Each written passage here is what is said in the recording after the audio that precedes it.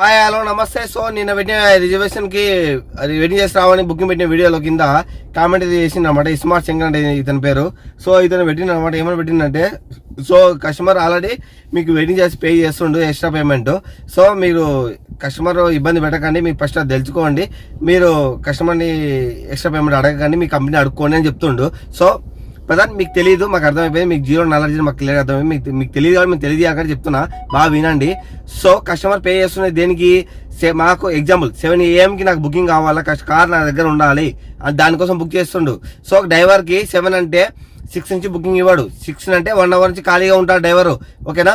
So దాని తర్వాత డ్రైవర్కి 7 తర్వాత ఏదైతే ఉందో 10 minutes 20 minutes 30 minutes extra payment రాదు. దాని గురించి నేను మాట్లాడింది, ఓకేనా? దాని గురించి మేము అడుగుతుండేది. మేము వెయిటింగ్ చేస్తున్నాం, మేము వెయిటింగ్ అడిగాం. కష్టపడినాం కాబట్టి కష్టం గురించి మాట్లాడుతున్నాం, ఓకేనా? అది తెలుసుకోండి భయ్యా ఫస్ట్, ఓకే?